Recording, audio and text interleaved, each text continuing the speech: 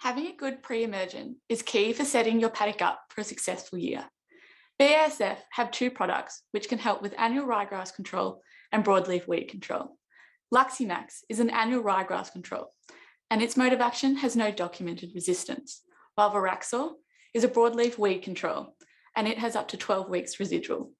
Today, we are joined by Hannah Thomas and Damien Hooper from BASF, who'll be talking to us about how Luximax and Veraxor can be involved in your resistance management programs and play a role in your cropping system. First, let's go out to the Inverleigh trial site with Hannah Thomas.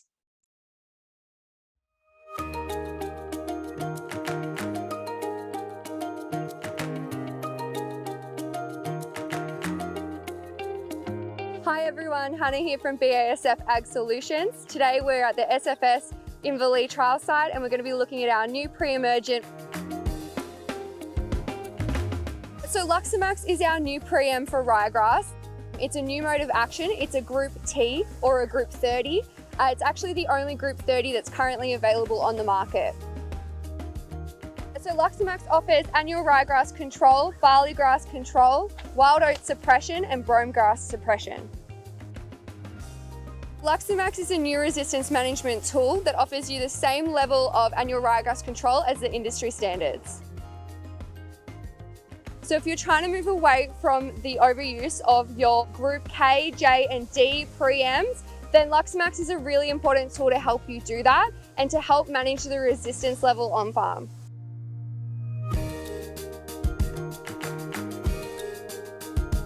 So these trials show that Luximax is compatible with the other grass pre-ems, and it also highlights its crop safety.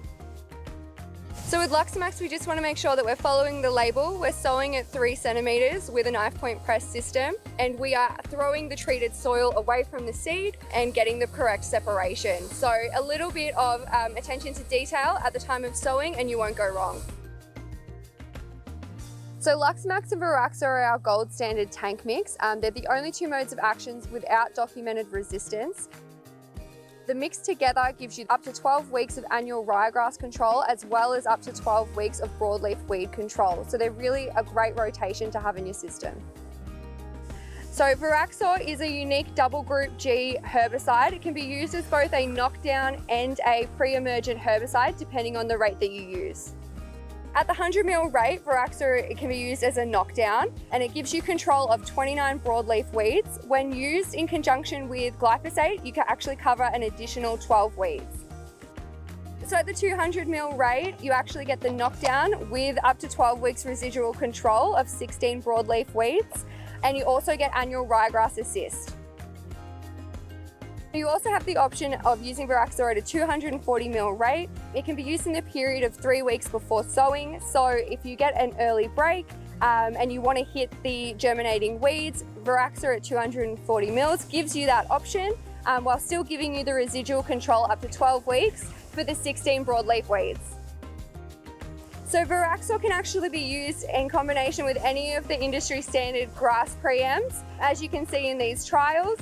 It actually has an additive impact on annual ryegrass efficacy, so it can actually boost the standard chemistry as well as giving you the residual control of the 16 broadleaf weeds.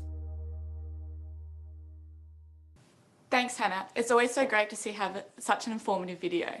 For now, I'll be handing over to Damien Hooper, who'll be giving a bit more of a presentation and answering any questions you might have. Thank you very much, Greta.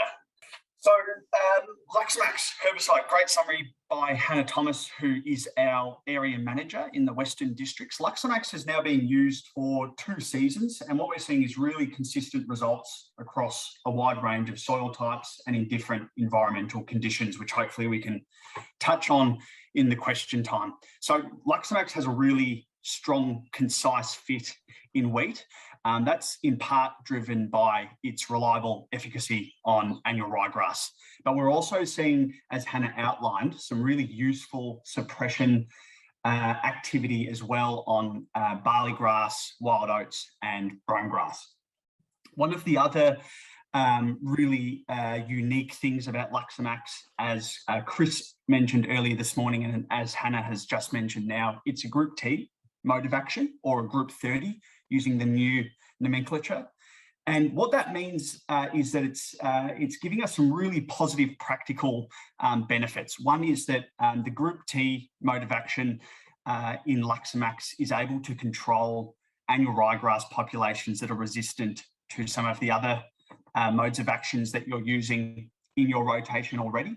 But it's also where you may not necessarily be trying to manage resistance to the likes of Ds, Js, Ks, already, it's actually helping prolong the life of some of those other products by utilising Luxamax and the Group T mode of action in your existing integrated weed management program. So Luxamax is providing up to 12 weeks residual control of annual ryegrass. It's broken down microbially, and one of the other major benefits or unique things about Luxamax is that it's not so persistent, that we're not locked into certain rotations. So we have a short plant back period with Luxamax to the likes of barley, oats, canola, legumes. And so it does really suit some tighter rotations, which is one of the reasons why we've seen such great adoption of Luxamax in the last 2 years. So one of the really important things when using Luxamax is, as Hannah mentioned, it's registered in wheat because wheat is the most tolerant cereal, but we still need to achieve treated soil and seed separation with Luxamax. So no disc seeders, 9-point press wheel only, and a healthy sowing depth of 3 centimetres is essential. What we also know is that growers that use Luxamax and similar to Sakura need to be conscious of tines, flicking treated soil into adjacent rows. So sowing speed is another important variable in which we need to be conscious of to maintain crop safety. But where we have those things in order and we're using Luxamax and adhering to those sowing principles, we're seeing a really good result. Luxamax is working really well with mixing partners like Veraxor, Trilate, Prosulfocarb, as mentioned in some of the earlier presentations. That's really good from a resistance management point of view, but it's also boosting the annual ryegrass efficacy relative to the standalone usage. Veraxor is the other herbicide that was in the annual ryegrass trial at the AgriFocus site. Veraxor has been used commercially for the first time this year, and we've seen rapid adoption across the country in wheat, barley, and durum. So with Veraxor, there are a number of use patterns and use rates. So please feel free to throw some questions through because it is a wide-ranging and complex label. Arguably, the most common use rate BASF have seen is the 200 mil rate. So the 200 mil rate is providing us the knockdown capability of Veraxor, plus 12 weeks residual control of broadleaf weeds. We're seeing really good efficacy out in the field and in our trial work on weeds like radish, mentioned earlier, but also we're seeing with Veraxor this really useful grass assist or annual ryegrass suppression effect. So where Veraxor fits into a system managing annual ryegrass really is a holistic integrated approach in that you'd be mixing Veraxor with some of your other grass pre-emergent herbicides, and we're boosting or improving that annual ryegrass management by using the mix. There's a 240 mil rate of Veraxor as well. It gives the same benefits as the 200 mil rate in that we're seeing the knockdown capability plus the 12 weeks residual control of 16 labelled broadleaf weeds, in which that list is actually growing. But where the 240 mil rate differs is that it's going to be used in a serial rotation whereby we have an early break, have some early germinating weeds, we can knock them down, and then the Veraxor sits in the soil there, providing some of those residual benefits. One of the really interesting and unique things about Veraxor is that when it's used in conjunction with glyphosate, we're actually able to control and manage annual ryegrass that is resistant to glyphosate or Group N herbicide. So how that works is that we're targeting one leaf to early tillering annual ryegrass, and the combination of the two are able to actually manage those populations of annual ryegrass. Of course, the fourth dot point there on the slide but not necessarily number 4 in terms of the Veraxor benefit is the knockdown capability of 29 broadleaf weeds. Hannah's touched off on that, where we're seeing really useful fit for that particular use rate, the 100 mil plus hasten. And I might add that where we're using Veraxor and relying on the knockdown capability, it always needs to be mixed with hasten.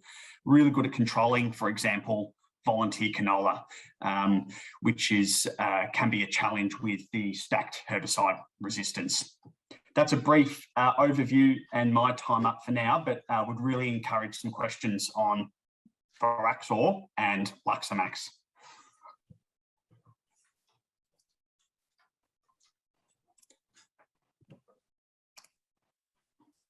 Thanks, Damien. That was really helpful. We've got a question from the floor wondering what impact do BASF think that the annual ryegrass suppression of Veraxor will have on the resistant development to Group G? That's a really, really great question. So as outlined in previous presentations, when we're managing annual ryegrass, it's essential to mix and rotate modes of action. So BASF certainly are not condoning the use, or standalone use rather, of Veraxor as an IBS application used for managing annual ryegrass. You're mixing Veraxor with the likes of Overwatch, with the likes of Sakura, and with the likes of Luxamax to help boost their standalone activity on annual ryegrass. At the moment, there's no documented Group G resistance or Group 14 resistance in Australia. And so what we suggest and what we're promoting is to adhere to the crop life guidelines for managing Group Gs. But of course, mixing those Group Gs is going to be an essential practice in which to prolong that mode of action. Great. Thank you. Could you comment on how Luxamax mixes with other products such as Veraxor? Yeah, certainly. That's a really good question. And because we're seeing a lot of Luxamax mixed with Veraxor and indeed other pre-emergent herbicides like Overwatch and Sakura, because Veraxor is a dual Group G, which means that for particular weeds in crop, we need to rely on alternative modes of action. For example, radish, the Group H's heavily relied upon. And so using a Group G up front, mixing it with your grass pre-emergent herbicide is allowing growers and agronomists to use that H plus C synergy in crop to manage hard to kill broadleaf weeds. So very, very good agronomy to mix those herbicides up front at an IBS timing to help manage broadleaf weeds and grasses. Fantastic. We got another question. You mentioned how Veraxor could be used as a knockdown. So does this knockdown action affect the residual impact of Veraxor? So at 100 mils plus hasten, Veraxor is giving growers the ability to knock down 29 broadleaf weeds, plus an additional 12 if they mix it with glyphosate or paraquat. At 100 mil, we don't really see any residual activity from Veraxor. We may get a couple of weeks, but that's not the fit for the 100 mil rate. Where we want to achieve some residual broadleaf weed control with Veraxor, we really need to be thinking about using the 200 mil rate, mixing it with your grass preem, or indeed using the 240 mil rate in an early break situation 3 weeks prior to sowing. Awesome. Thanks, Damien. In 2020, we saw some crop damage from Luxamax in a small plot trial. It had a heavy autumn rain and a heavier soil type, and we did sow it shallow. What are the best practices for using Luxamax in Western Victoria? Great question. Thank you, Greta. With Luxamax, wheat doesn't really have this inherent ability to metabolize and withstand Luxamax. So it's essential to remove treated soil out of the way of the wheat seed. So knife point press wheel systems are essential. We also know that Luxamax, although it is soluble, it has a very high affinity to bind to organic matter and clay particles in the soil. So provided we're using Luxamax in heavier type soils, we are seeing consistent and adequate safety where wheat rather is sown at 3 centimetres using that knife point press wheel system. Awesome. Following on from that, are there any other issues if people are using a disc or a tine seeder? So BASF have done a number of trials for the last 5-6 years, exactly what you mentioned before, Greta, looking at exactly what not to do, essentially.